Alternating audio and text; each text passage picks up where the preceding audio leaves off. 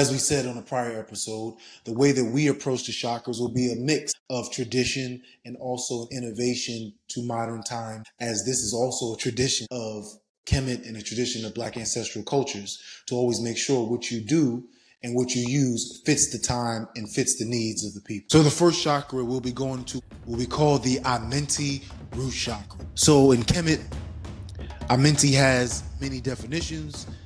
Ancestors, west, or the direction of the western gate where death occurs or where you enter the Durot. It's also called the land of the ancestors. It also signifies creativity, fertility, and stability. As you know, in Greco-Roman astrology, Western astrology, that Saturn is not equated with any type of creativity or fertility. That is a major difference between the Black ancestral perspective, the Kemetic perspective of Saturn, as one of the principal enter or deities associated with planet Saturn is men. So Amenti, or Seba Amenti Chapet, is a name of Saturn. Another name of Saturn is Heru Kapet, meaning Heru, bull of heaven, or bull of the sky. And it's not just talking about the strength of the bull, it's also talking about the fertility of the bull. And this concept of the Ka, also being that Ka deals with destiny, is very important, because if you look into even the Vedic tradition and how Saturn is dealt with, Saturn also deals with destiny, or applying certain structures in order that deals with our path when we reincarnate. So as you can see, this creativity, this fertility, this stability of Amenti and the Amenti-Root chakra ties right into what the modern presentation of the root chakra signifies, right? Which is stability, security, and fear. But other emotions that are not popularly talked about regarding the root chakra is joy and pleasure.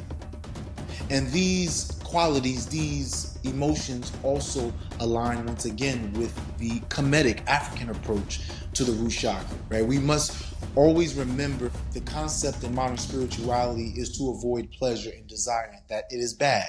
But when you look deeper into certain alternative Indian philosophies, they will be very upfront about the root chakra being responsible, not just getting control of your passions and your pleasure, but also enjoying. So to further elaborate on the Kemetic approach to the Amenti-Root chakra is a very big one, which is the ancestors, right? Your security, your stability in this world is inseparable from the ancestors, inseparable from your relationship with the ancestors. Even the concept of destiny. You don't have a destiny that's not connected to your bloodline. They say in African philosophy, in Kemetic philosophy, you get your spirit from your father and you get your blood from your mother. And the spirit that you get from your father is a major dictator of what your destiny is. So the concepts in the root chakra of survival is showing that we cannot survive on this planet without our ancestors. And this is a very big thing for Black people and the African diaspora, because when we attach to the Judeo-Christian religions, when we attach to certain Western cultural philosophies, American philosophies, within it, it is already telling us to separate from our ancestors. So it automatically predisposes us to be insecure, to live in fear, to live in a very survival mentality. Is this not the experience of Black people, especially in America? This constant state of not knowing, right? This constant state of what we're going to do and how we're going to get it. The philosophy, the cultural impetus of capitalism, of American culture, automatically predisposes us to be insecure, at least until we reconnect with our ancestors. As we can see, even in the history of America, even in the history of the Western Hemisphere, we're talking about the Haitian Revolution. We're talking about all of the other so-called slave uprisings in which the people connected with their ancestors and their ancestral traditions and established stability and security for themselves. And of course, this creativity and fertility of the root chakra is connected to your ancestors and your bloodline, but it's not an individual thing. It's also the creativity and fertility of your community, right? Because your community is also a part of your root chakra, right? When Black people watch TV and they see a Black man get gunned down by the police or see a Black woman is abducted, it affects all of us, right? So there is a certain racial memory, a certain ancestral and group dynamic to our root chakra. more so for us as communal people, but really for all races. All races of people have a ancestral communal dynamic that they are all sensing and feeling through that root chakra, right? And as I said, with the situation of violence and terrorism enacted on Black people in America, those personal fears of survival are collective fears that we all fear. That when that mother knows that her son, her husband is going outside and they might not even return if they get pulled over, by the wrong police officer. So I bring this up because the approach to opening, and we're not going to get deep into opening and closing chakras and that concept here, is definitely geared towards more of a linear concept from the modern spiritual perspective. But if we stick with what they say and use it and say, hey, you have to open up your root chakra first. Well, Black people collectively have a problem already with the root chakra.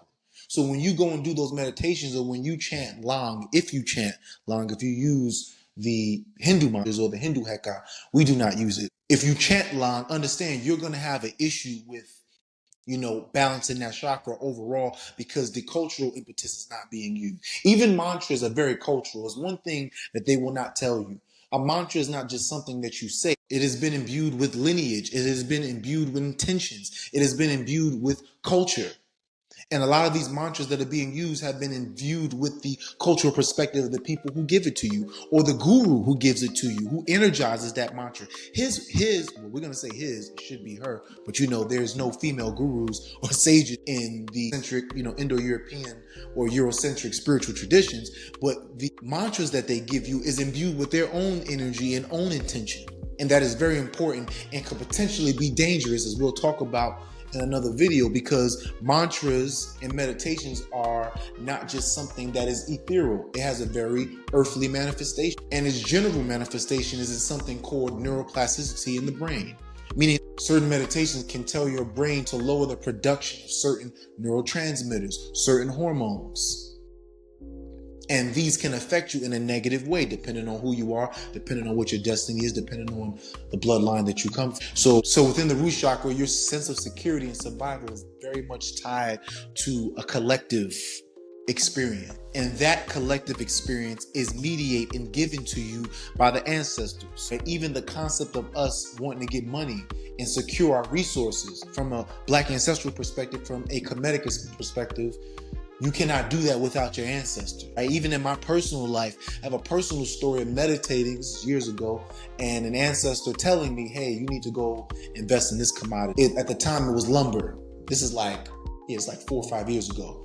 And I doubted what was said to me. I don't know if that was really an ancestor. I don't know if that, I don't know. About a week later, the price of lumber goes up. Wow. About a month after that, I couldn't get into the contract, and a lot of people couldn't get into the contract because lumber sales had increased. Here it is that an ancestor told me I could have secured my survival, and I doubted it and lost out on that money. And of course, in America, what I just said might sound weird to somebody. An ancestor told you to invest? No, the ancestors are not involved in capitalism. We're ancestors in heaven. They don't deal with earthly reality, not according to Black ancestral traditions.